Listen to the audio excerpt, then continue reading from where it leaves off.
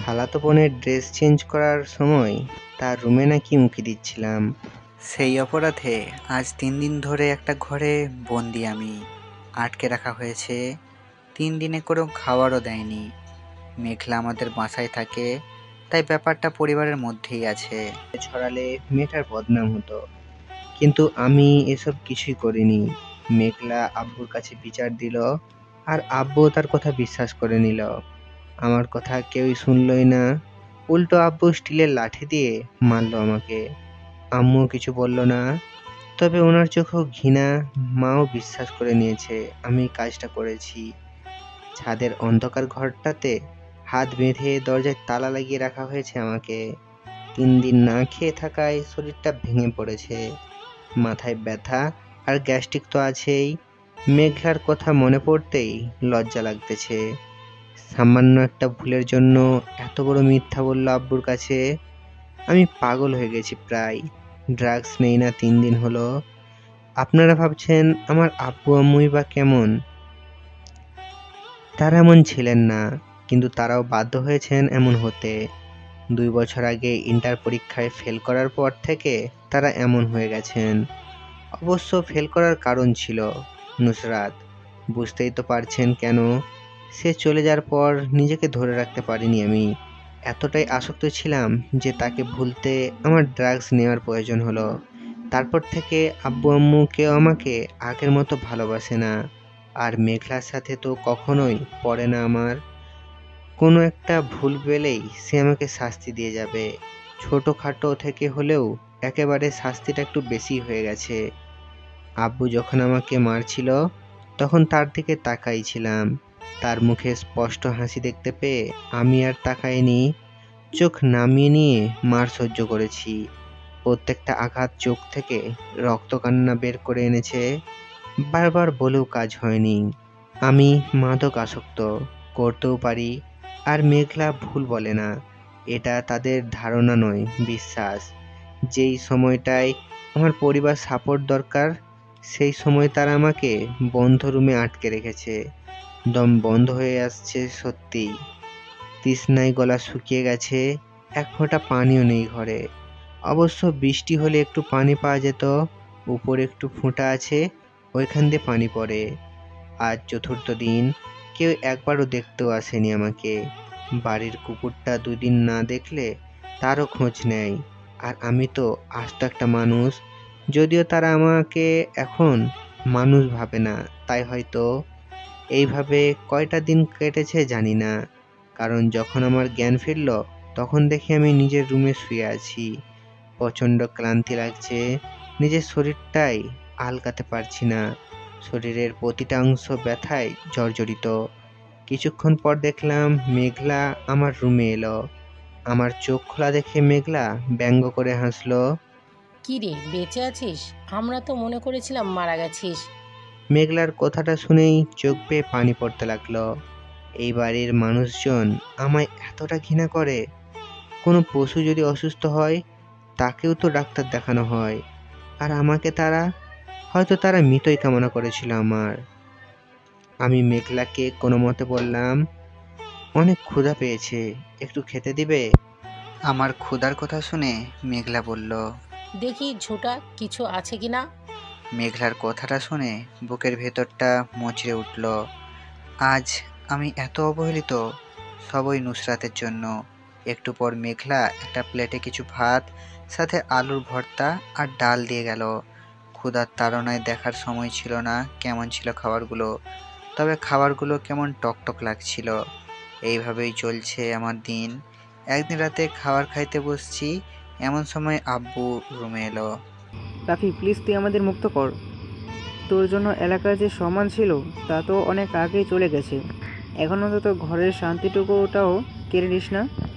রাতে ঘুমানোর সময় বাবার বলা কথাটা চিন্তা করতে লাগলাম। আসলেই তো, আমি তো শেষ হলাম নুসরাতের জন্য। সাথে বাবা মায়ের সম্মানও শেষ করে দিলাম।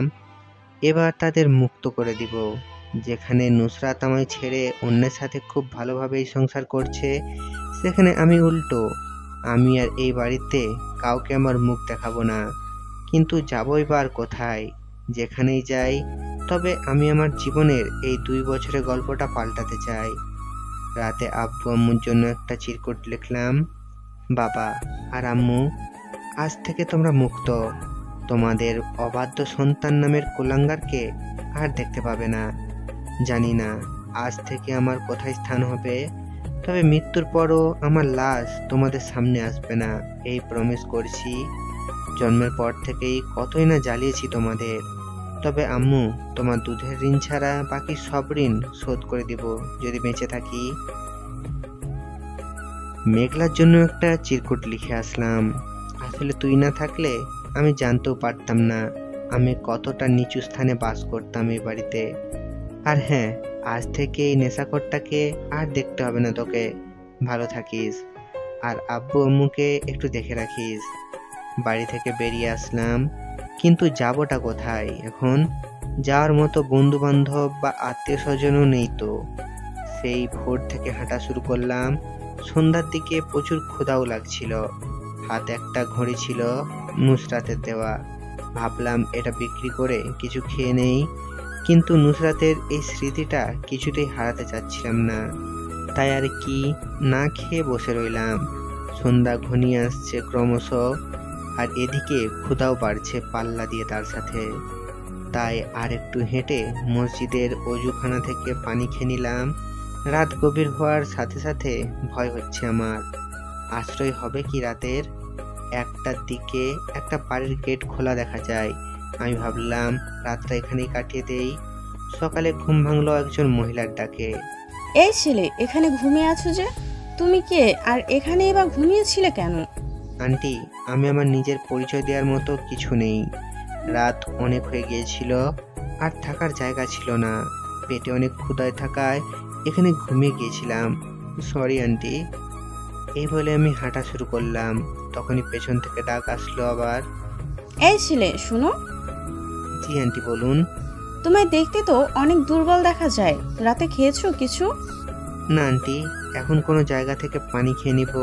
পানি খেলে কি আর ক্ষুধা যায়? চলো আমার সাথে, খেয়ে নিবে। আন্টি, রাতের আধারে আপনার বাড়িতে থেকেছি, এর জন্য আমায় কথা শোনাননি, এতেই আমি কৃতজ্ঞ। এই বেশি কথা না বলে চলো, খেয়ে নিবে। পেটের ক্ষুধার কাছে শেষ পর্যন্ত আমাকে হার মানতে হলো। আর কিছু না বলে ওনার পিছু পিছু বাসার ভেতরে ঢুকলাম। ভেতরটা বেশ সুন্দর। একটু পর আমায় খেতে দিল আন্টি। ক্ষুধা অনেক থাকায় প্লেটে সব খেয়ে আমি আন্টির দিকে তাকালাম। বসো, আমি আরো নিয়ে আসছি। খাওয়ার পর আন্টি বলল, বাবা, তুমি এখন কোথায় যাবে? আন্টি, জানি না কোথায় যাব। তুমি কি কাজ করতে পারবা? কেমন কাজ আন্টি? এই ধরো, আমাদের বাসায় অনেক কাজই থাকে, তুমি কি করতে পারবা? হ্যাঁ, পারবো আন্টি। আপনি শুধু আমায় খেতে আর থাকতে দিলেই হবে। পাগল ছেলে, কাজ করলে খাওয়ার থাকা ছাড়াও বেতন দেব। ঠিক আছে আন্টি, আমি আপনাদের সব কাজ নিজের পরিবার মনে করে করব। মনে করার কি আছে? আজ এখানে ঠাঁই না হলে আমার যে না খেয়ে মরতে হতো। আচ্ছা আন্টি, আপনি কি একাই থাকেন এই বাড়িতে? না, আমার সাথে আমার মেয়ে সুহানাও থাকে। ও নানু বাড়ি গেছে, আগামীকাল আসবে। আর আঙ্কেল? তোমার আঙ্কেল গত 2 বছর আগে আমাদের ছেড়ে ওপারে চলে গেছে। সরি আন্টি, আমি না বুঝে আপনাকে দুঃখ দিয়ে দিলাম। আচ্ছা আচ্ছা, ঠিক আছে। তোমার নাম কি? জি আন্টি, রাফি। লেখাপড়া করছো কি? আন্টি, গত 2 বছর আগে ইন্টারে পাস করতে পারি নাই, আর তারপর লেখাপড়া করা হয়নি। তোমার পরিবার নাই? ওরা কিছু বলে নাই? প্লিজ আন্টি, পরিবারের কথা বলবেন না। আমি আমার ভয়ঙ্কর অতীত ভুলে যেতে চাই।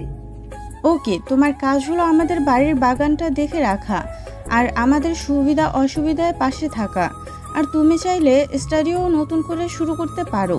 এখন বিশ্রাম নাও, ওইটা তোমার রুম।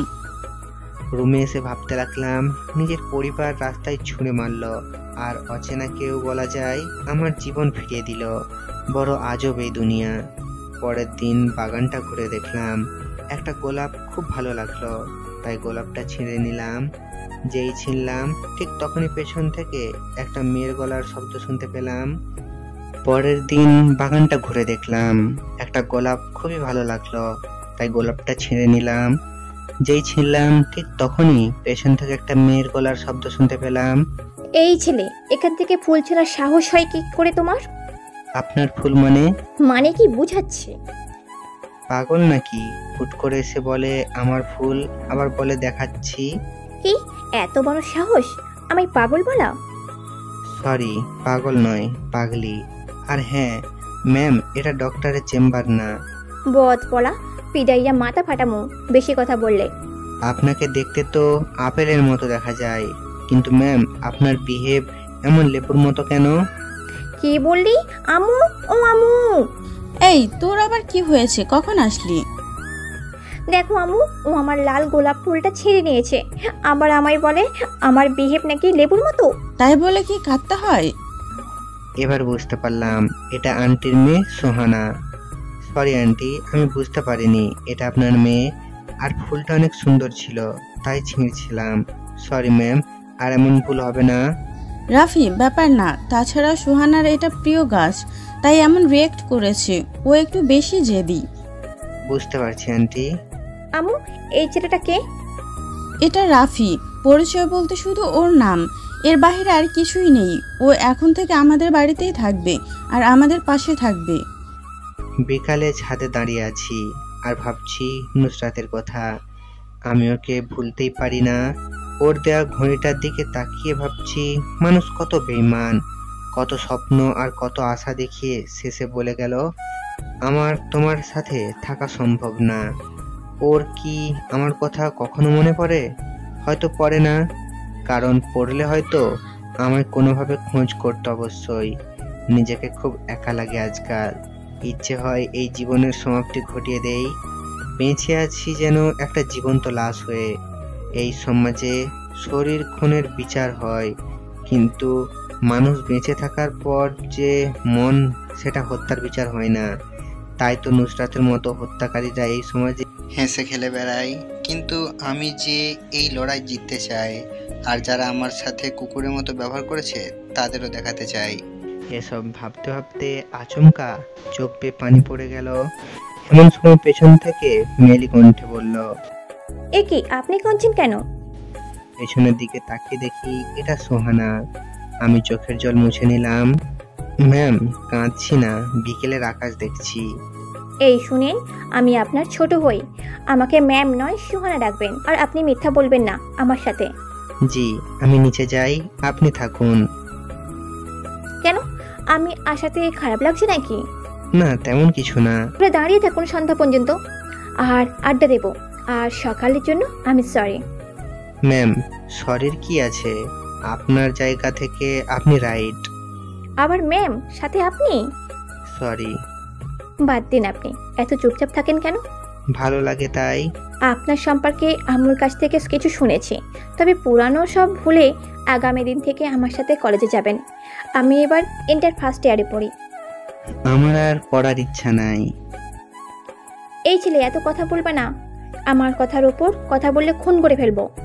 আমি চোখে পানি আর মুখে হাসি নিয়ে ছাদ থেকে চলে আসলাম। রাতে চোখে কিছুতেই ঘুম আসছে না, কেন জানি নুসরাতের সাথে কাটানো স্মৃতিগুলো ফিরে আসছে। উফ, আর নিতে পারছি না। চুলগুলো টেনে ছিঁড়ে ফেলতে ইচ্ছে করছে। এখন মাথা ঠান্ডা করার একটাই উপায়, সিগারেট, যা গত 2 বছর ধরে করে আসছি। ঘুম আসছে না, তাই রুম থেকে বেরিয়ে পুকুরে চলে আসলাম। নুসরাতকে যতই ভুলতে চাই ততই মনে পড়ে যায়। আর আমার সাথে ঘটে যাওয়া অমানসিক মেঘলা আর মা বাবার ব্যবহারগুলো তিলে তিলে পুড়ে খাচ্ছে আমায়। বড় হৃদয় বিদারক এই স্মৃতিগুলো। আমি হাতের দিকে তাকিয়ে দেখলাম নুসরাতের দেওয়া সেই ঘড়িটা। ছুঁড়ে মারতে চেয়েও পারলাম না, মুখ ফসকে বেরিয়ে এলো, নুসরাত বেঈমান, তোর জন্য সত্যি হারিয়ে গেল আমার ঠিকানা। এই বলে কাঁদতে লাগলাম। এমন সময় পেছন থেকে কেউ বলল, আপনি এত রাতে কাঁদছেন কেন? কই কাঁদছি? আমি অনেকক্ষণ আপনার পেছনে দাঁড়িয়ে আছি, আমি সব দেখেছি। আপনার মধ্যে অনেক রহস্য আমি জানতে চাই। প্লিজ আমায় বন্ধু ভেবে সব খুলে বলুন। প্লিজ ম্যাম, আমায় এই বাড়ি থেকেও চলে যেতে বাধ্য করবেন না। আমি আমার অতীত বলতে পারবো না। ওকে ঠিক আছে, কিন্তু নুসরাতটা কে? নুসরাতের কথা আপনি শুনলেন কখন?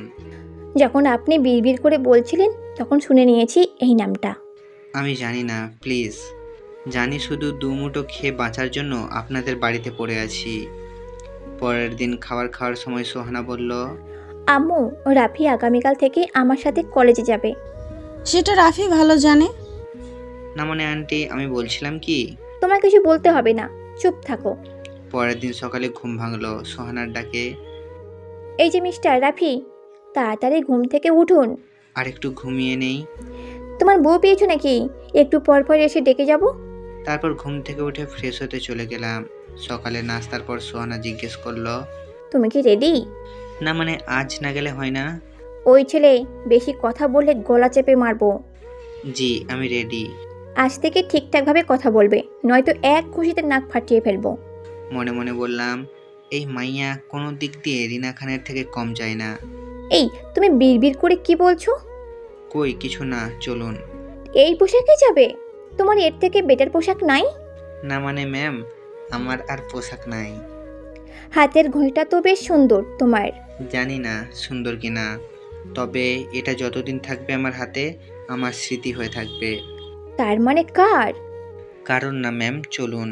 আবার ম্যাম? ঠিক আছে, বিকালে শপিংয়ে যাব। তারপর দুজনে রিক্সায় উঠে বসলাম।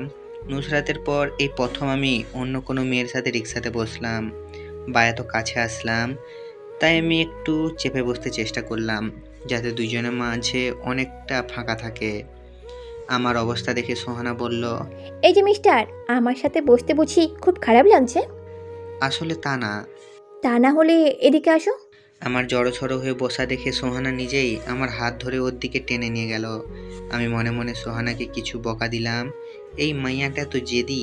আমি কেন যেন নুসরাতের যাওয়ার পর মেয়েটার টলারেট করতে পারি না। দেখলে রাগ হয়, কিন্তু যাদের জন্য আশ্রয় খুঁজে পেয়েছি তাদের তো আর এড়িয়ে চলা যায় না। তাই চুপচাপ সোহানার সাথে বসে রইলাম। সোহানা প্রিন্সিপাল স্যারের সাথে কথা বলে সব মিটমাট করে নিল। আমাকে আর সোহানাকে একসাথে দেখে সোহানার ফ্রেন্ডরা জিজ্ঞেস করলো, এটা কে সোহানা? আমার কাজিন রাফি আমাদের সাথে এখন থেকে পড়বে, যদি উনি আমাদের সিনিয়র। রাফি, এই চারজন আমার ফ্রেন্ড, মোহনা, রিমি, সাথী আর এই হয় নিলয়। হ্যালো সবাই, কেমন আছেন? আমরা ভালো। তাহলে আমাদের সাথে আরেকজন ফ্রেন্ড বাড়লো, নিলয়। রাফি, তোমার চুলগুলো না অনেক সুন্দর। লুচু মাইয়া, তোমার কাছে এক ছেলের হাসি আর এক ছেলের চুল আর এক ছেলের স্টাইল ভালো লাগে। ওই তুই আমার ফ্রেন্ড হয়ে এরকম বলতে পারলি? এই আসছো না একা? এই শোন, রাফিকে বড় ভাইয়ের চোখে দেখবি। কেন, তোর কি কিছু আছে নাকি রাফির সাথে? হ্যাঁ আছে, এবার তুই রাফিকে ভাইয়ার নজরে দেখ প্লিজ। রাফি, তুমি নায়ক সিয়ামকে চেনো? কেন? তোমাকে না ওর মতো কিছুটা দেখতে। ম্যাম আমি ক্লাসে যাব, আপনারা আড্ডা দেন। এই বলে আমি চলে আসলাম। আমার সাথে সোহানাও চলে আসলো। শুরু হলো নতুন জীবন, যার নাম সংগ্রাম আর যুদ্ধ, যেখান থেকে আমি নুসরাতের শেষ কথার জবাব দেব। ও বলেছিল, আমার হবু বর ডাক্তার, তোর মতো পাগল না। ধীরে ধীরে বন্ধুত্বও হয়ে যায় সোহানার সাথে। আমি পড়া আর বাড়ির কাজ নিয়ে ব্যস্ত থাকতাম আর প্রতি রাতে কাঁদতাম। কখনো সোহানা আমার মাথায় হাত বুলিয়ে বলতো, বোকা, মানুষের জীবন যদি খারাপ সময় না যেত তাহলে মানুষ ভালো মর্ম বুঝতো না। দেখতে দেখতে কখন যে বছর চলে গেল বুঝতে পারলাম না। এখন এই পরিবারের ছেলের মতো আমি। হ্যাঁ, এরা আমায় অবহেলা করে না। আমি আজও মাঝে মাঝে সিগারেট খাই নুসরাতের কথা মনে হলে, আর আমায় এটা সোহানা নিজেই দেয়, কারণ নয়তো আমি প্রচণ্ড কান্না করি। একদিন সোহানা বলল, রাফি, আমার মাথায় হাত রেখে কথা দে, আমি যা আজ বলবো তার ঠিক উত্তর দিবি। তুই এমন করে বলছিস, মনে হয় আমি তোর কথা কখনো শুনিনি। না, আগে আমার মাথায় হাত রেখে বলতে হবে। ওকে বাবা, এবার বল, কি জানতে চাস? তোর অতীত। সোহানার মুখে অতীত শব্দটা শুনে রাফির হাসি খুশি মুখটা ফ্যাকাশে হয়ে গেল। স্ট্যাচু হয়ে গেলি কেন? তুই কিন্তু আমার মাথা ছুঁয়ে কথা দিয়েছিস। প্লিজ সোহানা, এটা ভুলে জানা। তুই বলবি না, তাই তো? বলার মতো আছেই বা কি? ছোটবেলা থেকে আমি বাবা মায়ের আদরের সন্তান ছিলাম। রাজপুত্রের মতো আবির্ভাব বলা হয়। স্কুলে ভালো ছাত্র হিসাবে সবাই খুব আদর করত। আর এভাবেই কেটে যায় আমার স্কুল লাইফ। গোল্ডেন A+ নিয়ে কলেজে ভর্তি হই। স্বাভাবিকভাবেই রোমাঞ্চিত ছিলাম কলেজের প্রথম দিন। সেই দিনে আমার চোখ আটকে যায় একটা মেয়ের ওপর। নীল 3 পিস পরা ছিল মেয়েটা। তার সৌন্দর্য যেন নীল কালারটা আরেক ধাপ বাড়িয়ে দিয়েছিল। কেটে যায় প্রথম দিন এভাবেই। পরের দিন মেয়েটাকে আমাদের ক্লাসে দেখি। কেন যেন অনিচ্ছা সত্ত্বেও বারবার ওর দিকে চোখ পড়ে যাচ্ছিল। এর মধ্যে একবার দুজনের চোখাচোখি হয়ে গেল। তারপর? আমি লজ্জায় নিচের দিকে চোখ নামিয়ে নিলাম। তারপর থেকে এইভাবেই চলতো। আমি শুধু ওর দিকে ফ্যালফ্যাল করে তাকিয়ে থাকতাম। যখন ও আমার দিকে তাকাতো আমি চোখ নিচু করে নিতাম। রোজকার রুটিন বাঁধা ছিল এসব। একদিন আমার এই রুটিনে জল ঢেলে দিল মেয়েটা। আমি ওর দিকে তাকাতেই ও রেগে গেল। এই ছেলে, তুমি আমায় চেনো? আপনি আমাদের ক্লাসের। চুপ! আর আমার দিকে তাকাবেন না। 1 মাস ধরে লক্ষ্য করছি আপনি আমার দিকে তাকিয়ে থাকেন। আমি কিছু না বলে মাথা নিচু করে রইলাম। সেই দিন থেকে আমি ওকে দেখলে মাথা নিচু করে নিতাম। ও এর মাঝে আমার একটা ছেলে বন্ধু হয়েছিল। ও তেমন পড়তো না। এর অ্যাসাইনমেন্টগুলো আমি করে দিতাম। সেই সুবিধা সে আমার ভালো বন্ধু ছিল। ওর নাম ছিল রাশেদ। খুব দুষ্টু ছিল, অনেক প্রেম করত। আমি যখন মেয়েটাকে দেখতাম ওই দিনের পর থেকে তখনই মাথা নিচু করে নিতাম অথবা পথ চেঞ্জ করে নিতাম। একদিন আমি আর রাশেদ বসে আছি, তখনই ওই মেয়েটা আসলো। রাশেদ ভাই, আপনার বন্ধু হাবলাটাকে আপনি কিছু শেখাতে পারেন না? কেন? তোমার মনে কি ওর জন্য ঘন্টা বাজছে নাকি? আমার না, তোমার বন্ধু বাজে, কিন্তু ভয়ে বেচারা বলার সাহসটুকু পর্যন্ত পায় না। কি রে দোস্ত, তলে তলে এত কিছু আমি জানি না? আর তেমন কিছু না। এই ছেলে, আমার নাম জানো? না, জানা হয়নি। নাম জানো না আবার প্রেম করতে চাও? আমি নুসরাত। পরের দিন ক্লাসে যেতেই নুসরাত এগিয়ে এলো। রাফি, তুমি কি আমায় ভালোবাসো? আমি কিছু না বলে চুপচাপ রইলাম। তোমার মতো হাবার আর প্রেম করা লাগবে না। এই বলে নুসরাত চলে যেতে লাগলেই আমি নুসরাতের হাত ধরে বলি, ভালোবাসি, বড্ড ভালোবাসি তোমায়। সেই থেকে শুরু আমাদের প্রেম। ক্লাসে আর চোখে দেখা সবাইকে ফাঁকি দিয়ে প্রেম করা। আর অন্য সব জুটির মতো আমরা সিনেমা, ফুচকা, রিক্সা করে ঘুরে বেড়ানো, রেল লাইনের পাশ দিয়ে দুজন দুজনের হাত ধরে চলা, কিছুই বাদ যায়নি। দিন যত যাওয়া শুরু করলো ভালোবাসা তত বাড়তে লাগলো। দুজন দুজনের জন্য নেশাক্ত হয়ে উঠলাম। একদিন ক্লাস ফাঁকি দিয়ে দুজন মেলায় ঘুরতে গেলাম। আমি নুসরাতকে 2 ডজন নীলচুড়ি কিনে দিলাম আর নুসরাত আমায় একটা ঘড়ি গিফট করলো। নুসরাত ঘড়িটা পরিয়ে দিল আমার হাতে। রাফি, আমি যদি মরে যাই তারপরও যেন আমার এই ঘড়িটা তোমার থেকে না হারায়। এটা আমার ভালোবাসার চিহ্ন। এটা তোমার হাতে থাকলে মনে করবে আমি তোমার সাথেই আছি। সেদিন আমি কিছু না বলে নুসরাতকে জড়িয়ে ধরে কাঁদি। নুসরাত আমার চোখের পানি মুছে দিয়ে নিজেই কেঁদে ফেলে। এই পাগল, কাঁদিস কেন? মনে রাখবি, আমার হৃৎপিণ্ড যতদিন চলবে ততদিন আমি তোর। দ্বিতীয় বর্ষের টেস্ট এক্সামের প্রথম দিনের আগেই নুসরাত আমায় ডাকলো। রাফি, একটা কথা বলবো তোমায়, রাখবা? আমি কি কখনো তোমার কথা ফেলেছি? আগে আমার মাথায় হাত রেখে বলো, আমার এই কথা রাখবাই? বলো, শুনবো। তুমি আমায় ভুলে যাও। প্লিজ নুসরাত, এমন কিছু বলো না। তুমি চাইলে আমায় খুন করতে পারো, কিন্তু আমায় ছেড়ে যেও না। রাফি, আমি আমার কথা বলে দিয়েছি। আমার বাবা মা আমার বিয়ে ঠিক করে ফেলেছে। আমি চাই না তুমি আর আমার সাথে যোগাযোগ করো। এই বলে নুসরাত চলে যায় আর আমি জ্ঞানহীন পাগলের মতো ঘাসের মাঝে বোবার মতো পড়ে আসি। আমার মুখ থেকে কিছুই বের হচ্ছে না। বুকের ভেতরটা দুমড়ে মুচড়ে যাচ্ছিল। সন্ধ্যায় বাসায় ফিরলাম আর পড়ার দিকে মন বসছে না। তাই আম্মুর থেকে 1000 টাকা চেয়ে নিলাম আর আমি পুরো টাকায় সিগারেট কিনে নিয়ে আসলাম। সারাটা রাত ছাদে বসে সিগারেটের ধোঁয়া উড়িয়েছি আর পাগলের মতো হেসেছি, আবার কেঁদেছি। হঠাৎ করে তখন অসুস্থ হয়ে পড়ায় এক্সামে আমি 10 মার্কের ওপর আনসার করতে পারি নাই। নুসরাত সম্পূর্ণভাবে আমার সাথে যোগাযোগ বন্ধ করে দিল। আমি 3 দিন পরও ওর বাসার সামনে যাই। ও ওর বাসার সামনে যেতে ও আরও রেগে যায়। রাফি তুমি চলে যাও প্লিজ। 3 দিন পর আমার বিয়ে, আমার জীবনটা নষ্ট করো না। আমি হাসতে হাসতে বললাম, আর আমার জীবনের যে গতিরোধ থামিয়ে দিয়েছো, কি অধিকার আছে তোমার আমার জীবনটা নষ্ট করার? প্লিজ নুসরাত, আমায় ছেড়ে যেও না তুমি। রাফি আমি আমার ডিসিশন আগেই জানিয়ে দিয়েছি। নুসরাত এই বলে চলে গেল। আমি দাঁড়িয়েছিলাম নুসরাতের যদি একবার ফিরে আসে সেই আশায়। একটু পর তুমুল বৃষ্টি শুরু হয়। আমি এক পাও নড়িনি, নুসরাত ফিরে আসবে সেই আশায়। কিন্তু সন্ধ্যা ঘনিয়ে আসলে আমি বাসায় চলে আসি। সেই দিন রাতে খুব জ্বর হয়। আমার জ্ঞান ফেরার পর আম্মু বলেছিল আমি নাকি 2 দিন অজ্ঞান ছিলাম। এর মাঝে পরিবারের সবাই জেনে যায় নুসরাতের কথা। নুসরাতের আব্বু নাকি বাসায় এসে ওয়ার্নিং দিয়ে গিয়েছিল, আমি যদি আর নুসরাতকে ডিস্টার্ব করি তবে খুব খারাপ হবে। আম্মু আমাকে অনেক বোঝালো নুসরাতকে ভুলে যেতে, কিন্তু আমি কিছুতেই নুসরাতকে ভুলতে পারি না। আগামীকাল নুসরাতের বিয়ে, আমি তাই আবার নুসরাতের বাড়িতে গেলাম। নুসরাত অপমান করলো, যা ইচ্ছে তাই বলল, আর বলল, আমার হবু বর ডাক্তার, তুই পাগল, তোর হাত ধরে আমি বেরিয়ে যাব কোন দুঃখে। খুব আঘাত লাগছিল ওর কথায়, তাই ওর গলা চেপে ধরলাম। বললাম, ফিরিয়ে দে আমার সব দিনগুলো, আমার ভালোবাসা, আমার আবেগ, আমার অনুভূতিগুলো। ঠিক তখনই পেছন থেকে কে যেন আমার মাথায় আঘাত করলো। জ্ঞান ফিরতে দেখি আমার পাশে পুলিশ দাঁড়ানো। আমি বললাম, আপনারা? পুলিশ লোকটি হেসে বলল, তোমার জ্ঞান ফেরার অপেক্ষা করছিলাম। তারপর আমায় জেলে নিয়ে যাওয়া হয়। আমি আমার অপরাধ জানতে চাইলে পুলিশ লোকটি বলে হত্যার চেষ্টা, ধর্ষণ, সাথে চুরির অভিযোগ আছে আমার নামে। আর এর প্রধানের সাক্ষী নুসরাত, সে নিজে এসে অভিযোগ করে গেছে। তারপর কিভাবে যেন আব্বু 1 সপ্তাহের মাঝে আমার জামিন করিয়ে নিল। তবে এই 1 সপ্তাহ জানোয়ারের মতো আমায় নির্যাতন করেছিল পুলিশ। জেল থেকে বের করে আব্বু আমায় সেই দিন চড় মেরে বলেছিল, একটা মেয়ের জন্য আমার সব মান সম্মান শেষ করে দিলি।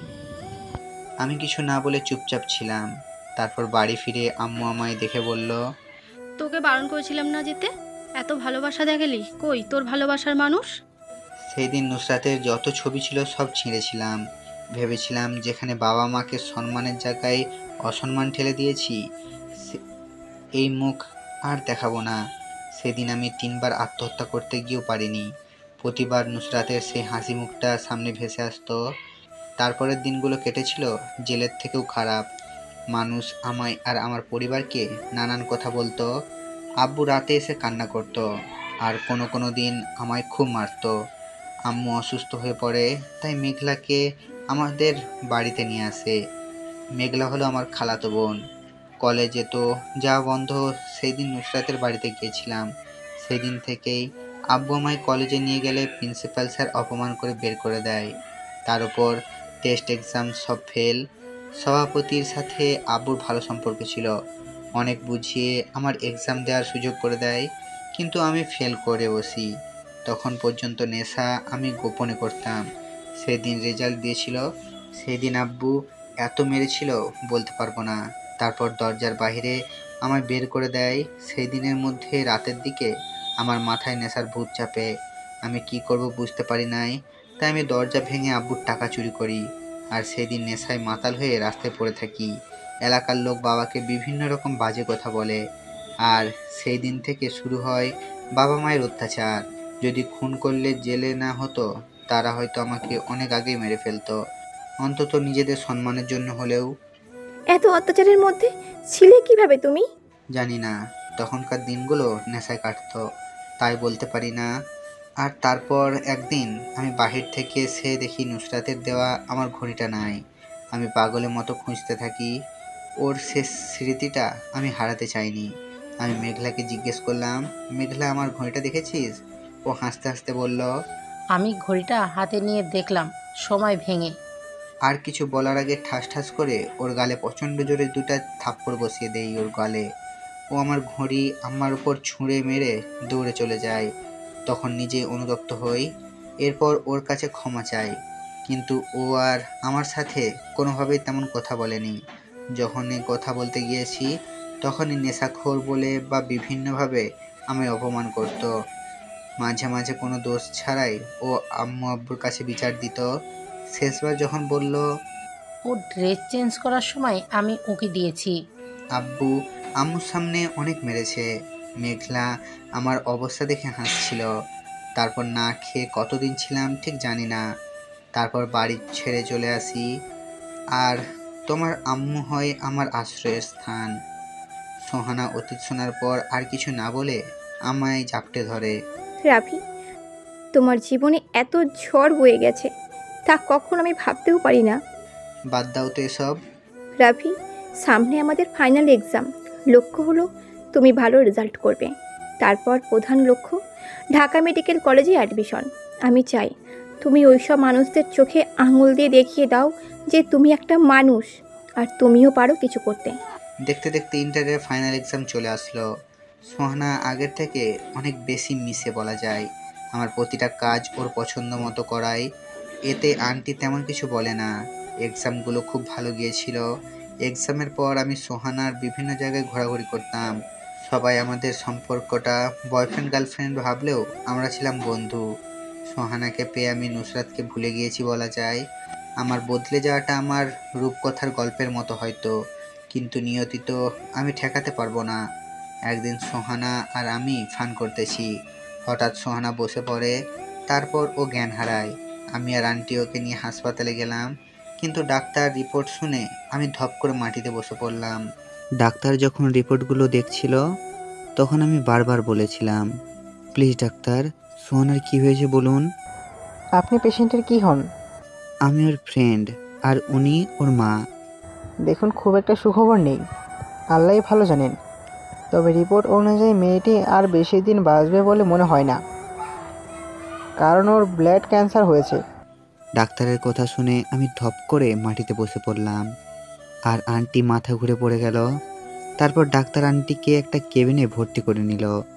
একটু পর ডাক্তার আমাকে ডাকলো। তোমার আন্টির জন্য ও পজিটিভ রক্ত দরকার।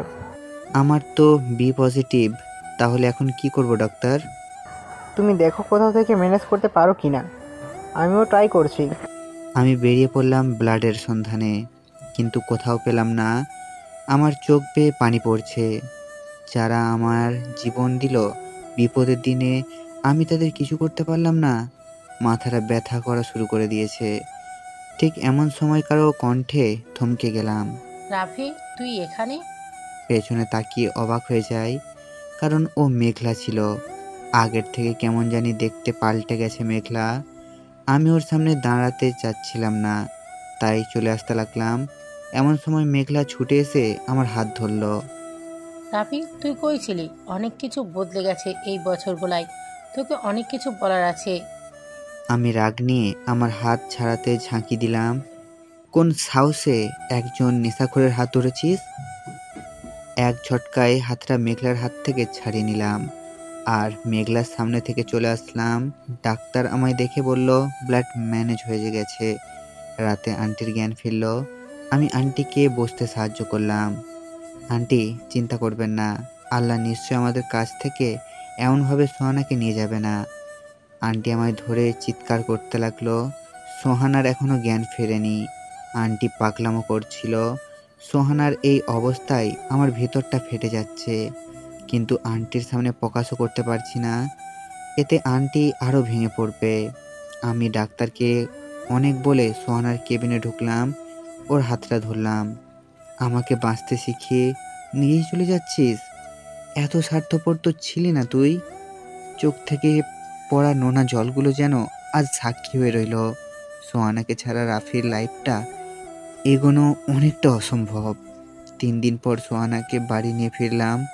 সোহানাকে দেখে আন্টি কাঁদে, আমি নীরবে কাঁদি। সোহানা আমাদের অবস্থা দেখে কিছুটা বুঝতে পারে যে ওর সাথে খারাপ কিছু হয়েছে। রাফি, তুই আর আম্মু কি আমার থেকে কিছু লুকানোর চেষ্টা করছিস? ওই, তোর আমাকে সন্দেহ হলো? ভালোই তো আমি আজ তোর কাছে মিথ্যা বলি। রাফি, তা না, কেন জানি আমার মন বলছে আমার বড় কিছু হয়েছে। আমি আর মনে হয় বেশি দিন বাঁচবো না। সোহানার কথা শুনে আমি আর স্থির থাকতে পারলাম না। শক্ত করে বুকে জড়িয়ে ধরলাম সোহানাকে। আর কখনো এমন কথা মুখে নিলে তোর সামনে আমার জীবন শেষ হবে। এই পাগল, কাঁদছিস কেন? তোর চোখের পানি একদম সহ্য করতে পারি না। আচ্ছা বল, আর কয়েকদিন পর তোর রেজাল্ট দিবে, তখন তুই কোথায় অ্যাডমিশন নিবি? তুই যেখানে নিস। ধুর পাগল, তুই জানিস আমার চোখে শুধু তোর স্বপ্নগুলোই ভাসে। তুই ঢাকা মেডিকেল কলেজে অ্যাডমিশন নিবি, কথা দে। তোর কথা শুনি নাই এমন হয়েছে কখনো? রাফি, আর একটা কথা, তোর সাথে কেউ অন্যায় করলে তুই তাকে বকবি না, সরি বলে দিবি, কারণ একদিন সে তার ভুল বুঝবেই। আচ্ছা, তুই মুরব্বীদের মতো এত উপদেশ দিচ্ছিস কেন? বলা তো যায় না, কখনো না থাকি।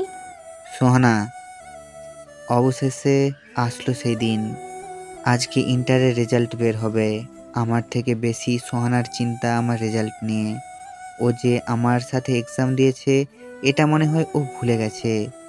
সকালবেলা আজান শুরু হতেই সোহানার ডাক। রাফি, এই রাফি। এই কি হয়েছে, এমন মধ্যরাতে ডাকছিস কেন? মধ্যরাত মানে? ফজরের আজান হয়ে গেছে, এখন সকাল হবে, নামাজ পড়বি না তুই? আজ না, অন্যদিন পড়বো। রাফি প্লিজ ওঠ না, আজ না রেজাল্ট দেবে, আল্লাহ তাআলার কাছে দোয়া করব তোর রেজাল্ট যেন ভালো হয়। আজ দোয়া করলে কি রেজাল্ট পাল্টে যাবে? রেজাল্ট যা আসার আসবে। ধুর, উঠ তো, আমি এত কথা শুনতে চাই না। প্লিজ, আজ আমাকে ঘুম পাচ্ছে। আমি মরে গেলে আর কে ডাকবে তোকে এইভাবে? তখন মিস করবি তো। সোহানার কথা শুনে আমি উঠে শক্ত করে ওকে জড়িয়ে ধরলাম। তোকে কোথাও যেতে দেব না আমি। আরে পাগল, একটু আস্তে করে ধর, আমার তো জীবন বের হয়ে যাচ্ছে। আগে বল, আমায় ছেড়ে কোথাও যাবি না? আচ্ছা যাব না, এখন চল নামাজ পড়বি। তারপর দুজনে নামাজ পড়ে বাগানে গেলাম। রাফি জানিস, আমার বিশ্বাস তুই ভালো রেজাল্ট করবি। আচ্ছা, আমার রেজাল্ট নিয়ে এত না ভেবে তুই নিজেরটা নিয়ে ভাব। চুপ, তোকে ডাক্তার হতেই হবে, আমি এটাই জানি। যদি আমি পাস না করি? কি বললি হনুমান? ছাড় প্লিজ, ছাড়, আমার ব্যথা করছে। ছাড়বো না। আচ্ছা বল, তুই আমায় নিয়ে এত ভাবিস কেন? কারণ তোকে আমি উদাহরণ হিসেবে দেখতে চাই, যে কেউ যেন বলে জীবনের শেষ বা অসম্ভব বলে কিছুই নেই, তার প্রমাণ রাফি। আমি আর বসে থাকতে পারলাম না, চলে আসলাম উঠে।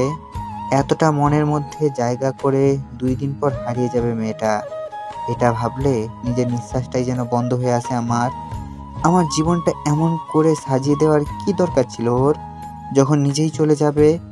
এর মধ্যে আন্টি এলেন। রাফি, কি হয়েছে? আমি চোখ থেকে পানি মুছে নিলাম। কিছু না আন্টি। আমি জানি তুমি সুহানার কথা ভাবছো, কিন্তু বাবা কি বলতো, ও চলে গেলে আমি কি নিয়ে থাকবো? সে সম্বল তো ছিল আমার এই মেয়েটাই, আল্লাহ তাকে নিয়ে যেতে চাচ্ছে। প্রতিটা মুহূর্তে মৃত্যুর যন্ত্রণা অনুভব করি আমি। আন্টি এমনভাবে কাঁদবেন না, সোহানা আমাদের মাঝে যে কয়দিন আছে একদম বুঝতে দেওয়া যাবে না এটা যে ওর শেষ সময়। এই কয়টা দিন আমরা ওর অনেক খেয়াল রাখবো। দুপুর 12টা সোহানা এসে বলল, রাফি দেখ তো ইন্টারনেটে রেজাল্ট বের হয়েছে কিনা। এখনই পাওয়া যাবে। তাড়াতাড়ি দেখ। আরে বাবা, দেখবো তো, তুই এত পাগল হচ্ছিস কেন? আচ্ছা রাফি, তুই ডাক্তার হওয়ার পর প্রথম কার চিকিৎসা করবি? তোর মাথায় কি সারাদিন শুধু আমাকে নিয়ে চিন্তা থাকে? বিয়ার পর তোর জামাই তোরে 3 বেলা নিয়ম করে পিটানি দিবে। গাধারাম, এবার দয়া করে রেজাল্টগুলো দেখুন আর আমায় উদ্ধার করুন। আমাকে আবার একটা জায়গায় যেতে হবে। কোথায় যাবি? তোর কাছে সবকিছুর কৈফিয়ত দিতে পারবো না। আমি অনেকটা ভয় নিয়ে রেজাল্ট দেখলাম, তবে আমারটা না, সোহানারটা। ও রেজাল্ট ভালোই হয়েছে, 4.80। এখন ভয় করছে আমারটা দেখার সময়। আল্লাহ জানে কি হয়। এই রেজাল্টটার সাথে কত কিছু জড়িত, বিশেষ করে সোহানা, ওর সম্মান আর খুশি দুটোই মিশিয়ে আছে এর সাথে। হ্যাঁ, আমার রেজাল্ট সোহানার কথা মতন হলো, আমি গোল্ডেন এ পেয়েছি। আমার রেজাল্ট দেখে সোহানা আমায় জড়িয়ে ধরে কান্না করে দিল। আজকের মতো খুশি আমি আর আগে কোনোদিন হইনি। চল, আমাদের একটা জায়গায় যেতে হবে। এখন আবার কোথায় যাবি? আমি মানত করেছিলাম, যদি তুই গোল্ডেন A+ পেয়ে পাশ করিস তাহলে আমি এতিম বাচ্চাদের খাওয়াবো। আমি কি বলবো ভেবে পাচ্ছি না। মেয়েটার এত উদারতা দেখে একটা মানুষ কি করে এত উদার মনের মানুষ হতে পারে, সেটা এই পরিবারে না আসলে বুঝতে পারতাম না। তারপর সন্ধ্যায় আমি আর সোহানা বের হলাম। ও এতিম বাচ্চাদের খাবার দিচ্ছে আর আমি পাশে দাঁড়িয়ে দেখছি। রাফি, জানিস এই বাচ্চাদের মুখে হাসিটা দেখলে কেন জানি মনটা খুব ভালো হয়ে যায়। তারপর থেকে শুরু হয় সোহানা আমার উপর শাসন। পড়া ছাড়া আর অন্য কিছুর সুযোগ নেই। আমি সোহানার হাত ধরলাম। সোহানা, তুই না আগের থেকে অনেক সুন্দর হয়ে গেছিস। মনে হয় আমি তোর প্রেমে পড়ে যাব। যেই হারে দিন দিন সুন্দর হচ্ছিস। তাই না? তা আমার এই গুণগান গাবার মতলবটা কি জানতে পারি? আরে এত পরে কি করবো, চল ঘুরে আসি। আমি জানতাম আপনি এমনই আবদার করবেন, কিন্তু স্যার আপনার ছুটি তখনই হবে। তারপর থেকে আমার শুরু হলো ঢাকা মেডিকেল কলেজে ভর্তির টার্গেট। দিন দিন সোহানার উপর আমার মায়া বেড়ে যাচ্ছে। আমার পাশে থেকে বিনা স্বার্থে বন্ধুত্বের হাত বাড়িয়ে মেয়েটা কত দূর পৌঁছে দিয়েছে আমায়। এই বন্ধুত্বটা চলে যাবে ভাবতেই পারি না। ও প্রতিটা দিন এমনভাবে আমার কেয়ার নেয়, আমি ওর মাঝে হারিয়ে যাই। হ্যাঁ, আমি ঢাকা মেডিকেল কলেজে চান্স পেয়ে যাই, যার পুরো কৃতিত্বই সোহানার, যে কিনা আমায় এই পর্যন্ত পৌঁছে দিয়েছে। তাই আজ বাসায় যেতেই ওর পছন্দের আইসক্রিম আর সাথে মিষ্টি নিয়ে বাসায় আসলাম। বাসায় এসেই দেখি সোহানা কান্না করছে। কিরে, কান্না করছিস কেন? তোকে কতগুলো ফোন দিয়েছি, ফোনগুলো রিসিভ করিস না নাই কেন? তাই বলে তুই কান্না করবি? আমার চিন্তা হয় না বুঝি? ও, আমার চিন্তায় তোর আবার কি আসে যায়? তাই তো, আমার কোনো কিছু যায় আসে না। যা, আর কখনো তোর কাছেই আসবো না। জানিস আজ কত চিন্তা হচ্ছিল, সারাটা দিন না খেয়ে আছি, আর তুই একটি বারও আমার ফোন ধরলি না। কি বললি তুই? এখনো খাবার খাসনি? সোহানা ঠোঁট বাঁকা করে বলল। না। আমিও সাথে সাথে ধমক দিয়ে উঠলাম। থাপ্পড় দিয়ে দাঁতগুলো ফেলে দিতে মন চাই। তুই আমায় আবার বোকা দিচ্ছিস, যা, খাবই না। তারপর আমি সোহানাকে খাইয়ে দিতে লাগলাম। আমাদের সম্পর্কটা যে কেউ দেখলে বলবে স্বামী স্ত্রীর সম্পর্ক। শুধু 2 রুমে ঘুমাই দুজনে, বাকি সব কিছুই একসাথে। বলা যায় এক সুতোয় বাঁধা 2টো প্রাণ। খাওয়ার মাঝে সোহানা বলল, রাফি, তোর ভর্তির কি হলো? রাফি মুখটা কালো করে ফেলল। সোহানা রাফির মুখ উপরে তুলে বলে, তুই চান্স পাইনাস বুঝি? আরে বোকা, সবাইকে ডাক্তার হবে এমন কোনো কথা আছে নাকি? মন খারাপ করিস না। ওই, এত বেশি বোঝোস কেন? আমি কি বলছি তোকে যে আমি সুযোগ পাইনি? আমি তোর এতদিনের ধারণা করা স্বপ্ন, আশা আর বিশ্বাস ভাঙতে পারি? সোহানা কেঁদে দিয়ে রাফিকে জড়িয়ে ধরে। জানিস আল্লাহ তোর মাঝে আমার স্বপ্নগুলো পূরণ করে দেয়। আজ আমি অনেক খুশি রে। এই ধর, তোর জন্য আজ তোর ফেভারিট আইসক্রিম এনেছি। থ্যাঙ্কস। তোর বউ এতগুলো লাকি হবে কেন যে নুসরাত গেল? আমি রাগ দেখে উঠে গেলাম। সোহানা আমার পেছন থেকে চোখ ধরে ফেলল। মহারাজ বুঝি আমার সাথে কথা বলবে না? তুই এমন কেন? তোর ছোঁয়াতে সব রাগ চলে যায়। এইভাবেই চলছে দিন। আমি আর সোহানা আরও গভীরভাবে জড়িয়ে যাচ্ছি। ঠিক 6 মাস পর কলেজ থেকে বন্ধুদের সাথে বের হয়েছি ঘুরতে। তখনই সামনে পড়ে যায় নুসরাত। প্রায় 5 বছর পর প্রিয় মানুষটার দেখা মিলল। কিছুক্ষণ তাকিয়ে থাকতে দেখে বন্ধুরা বলল, কিরে দাঁড়িয়ে পড়লি কেন? চল। তোরা যা, আমি আসছি। ওরা চলে যাওয়ার পর নুসরাত আমার সামনে আসলো। চেহারা সৌন্দর্য আগের মতো নেই কিছুই, মুখটা একদম শুকিয়ে গেছে। আমার সামনে এসে জিজ্ঞাসা করলো, কেমন আছো রাফি? তাচ্ছিল্যে একটা হাসি দিলাম ওর দিকে তাকিয়ে। কেন ভাবছেন কবে আবার জেল থেকে ছাড় পেলাম? নাকি আবার কোনো ধর্ষণ বা অন্য কিছুর অভিযোগ তুলবে নাকি? একটা দীর্ঘশ্বাস ফেলে নুসরাত আমার দিকে তাকালো। সেদিনের কড়া পাপে আমার কপালে জোটে একটা ধর্ষক, যে কিনা রাতের ক্ষুধা আমার শরীরে মেটাতো আর দিনে অন্য কারোর সাথে। ডাক্তার বর আরো কত কি বলেছিল। আমি তো পাগল। হ্যাঁ, তখন যদি বুঝতাম পাগলটা আমার জন্য পাগল ছিল। কি পেলাম বাবার কথায় তোমায় অবহেলা আর পুলিশ কেস করে? বিয়ে প্রায় 6 মাস ভালোই কাটছিল। তারপর আর আমার সৌন্দর্য তার কাছে ভালো লাগে না। সে বাসায়ও মেয়ে নিয়ে আসতো, আমার সামনে ওদের সাথে নোংরামি করতো আর ওদের বলতো আমি কাজের মেয়ে। প্রায় ওর সাথে ঝগড়া করতাম। ও আমার গলা চেপে ধরে বলতো, আমি কি তোকে পূজা করার জন্য বিয়ে করেছি? তখন তোর রূপ ভালো লাগছিল করেছি, এখন লাগে না তাই তোকে ছুঁইও না। আমার তখন খুব করে মনে পড়তো তোমার সাথে কাটানো সময়গুলো, যেখানে আমায় এতদিন পেয়েও রূপের দিকে নয় মনের দিকে তাকাতে তুমি। তারপর রাতে দিনে কাঁদতাম। বাবাকে বললে বাবা বলে ছেলে মানুষ এমন করেই। অন্য মেয়েদের যখন বাসায় এনে নোংরামি করতো আর বলতো আমি কাজের মেয়ে, তখন নিজেকে শেষ করে দিতে ইচ্ছা হতো। তারপর আমি কয়েকবার আত্মহত্যাও করতে গিয়েছিলাম, কিন্তু সব সময় মনে হতো ওর মতো একটা জানোয়ারের জন্য কেন আমার জীবনটা নষ্ট করব। তারপর ওর বাড়ি থেকে আমি চলে আসি। লজ্জায় বাবার বাড়িও যাইনি। আজ স্থান আমার পতিতালয়ে।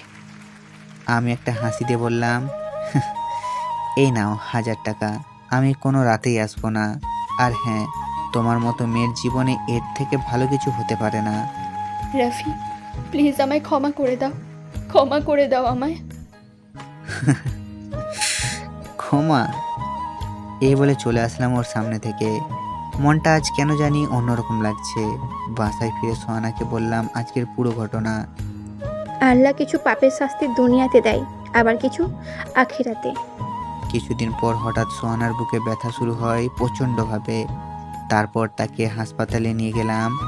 হাসপাতালে নিয়ে যাওয়ার পর সোহানাকে নিয়ে ডাক্তার আইসিইউতে নিয়ে গেলেন। আন্টি আমায় জড়িয়ে কান্না করতে লাগলেন। আমি বললাম, আন্টি ভরসা রাখুন, সব ঠিক হয়ে যাবে। এমন সময় পেছন থেকে কেউ ডাকলো, রাফি। পেছনে তাকিয়ে আমি অবাক, কারণ হুইল চেয়ারে বসে আছে। এমন সময় পেছন থেকে কেউ ডাকলো, রাফি। পেছনে তাকিয়ে আমি অবাক, হুইল চেয়ারে বসে আছে মা। মায়ের এই অবস্থা দেখে আমি কান্না করে ফেলি। মা আমার দিকে অপলক দৃষ্টিতে তাকিয়ে। কেমন আছিস বাবা?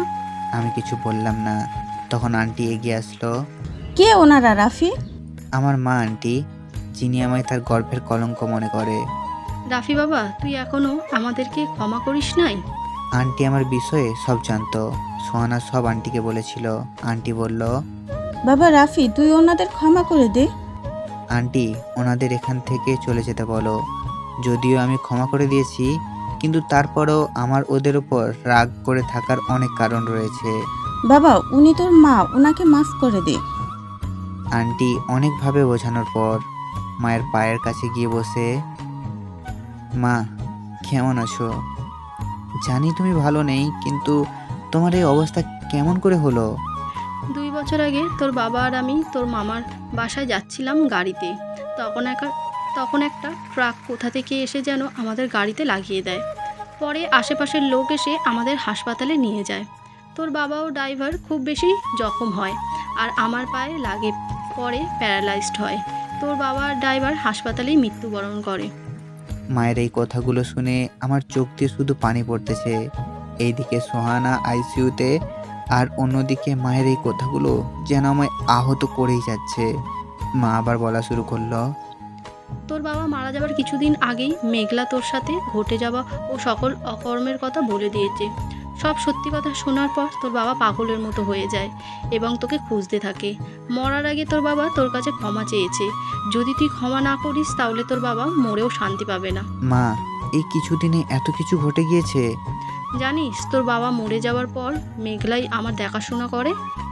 মেঘলা নামটা শুনেই আমার মাথা গরম হয়ে গেল। পরক্ষণেই মায়ের মুখের কথাটা মনে হতেই তাকেও ক্ষমা করে দিলাম। অপরদিকে আমার পাগলিটা আইসিইউতে আছে 4 বছর পর। দীর্ঘ এই 4 বছরে অনেক কিছু পরিবর্তন হয়েছে। আজ আমি ডাক্তার, হ্যাঁ অনেক বড় একজন ডাক্তার, কিন্তু যার জন্য আমি ডাক্তার সে আজ বেঁচে নেই। হ্যাঁ ঠিকই শুনেছেন, সোহানা আর বেঁচে নেই। সেই দিন আল্লাহ আমার আপনজনকে ফিরে দিলেও আমার কলিজাটাকে কেড়ে নিয়েছিল। আমি এখন সোহানার কবরের পাশে দাঁড়িয়ে ওর সাথে কথা বলছি। প্রতিদিন চেম্বার থেকে বাসায় যাওয়ার সময় আগে পাগলিটার সাথে দেখা করে যাই। ওর সাথে কথা না হলে আমার শান্তি হয় না। এতে অনেকে আমায় পাগল ভাববে, তাতে আমার কিছু যায় আসে না। এখন আন্টি ও আম্মু আমার 2 মা, এই আমার সাথেই থাকে, আর মেঘলা মায়ের খেয়াল রাখেন। সমাপ্ত। তো বন্ধুরা, গল্পটা কেমন লেগেছে অবশ্যই কমেন্ট করে জানাবেন। এবং শেষটা স্যাড এন্ডিং হলো, তো অনেকেই বলতে পারে যে স্যাড এন্ডিং কেন। তো সব গল্পের শেষ সুন্দর হয় না, কিছু কিছু গল্পের শেষ স্যাডও হয়। তো কেমন লেগেছে অবশ্যই কমেন্ট করে জানাবেন, এবং নেক্সট গল্প আপনারা কেমন চান সেটাও কমেন্ট করে জানাবেন। দেখা হচ্ছে পরবর্তী কোনো গল্পতে। ততক্ষণ নিজের খেয়াল রাখবেন, সুস্থ থাকবেন, এবং যারা এখনও চ্যানেলটিকে সাবস্ক্রাইব করেনি অবশ্যই সাবস্ক্রাইব করে দেবেন। আর ভিডিওতে লাইক না করে থাকলে লাইক আর আপনার মূল্যবান মতামত অবশ্যই কমেন্ট করে জানাবেন। আশা করি আপনারা সব কিছু করবেন, লাইক শেয়ার সাবস্ক্রাইব সব কিছু কমেন্ট। আপনাদের একটি লাইক আর সাবস্ক্রাইব আমাদের পরবর্তী ভিডিও বানাতে অনেক বেশি মোটিভেট করে, তাই অবশ্যই করে দিবেন। দেখা হচ্ছে পরবর্তী গল্পতে। টাটা।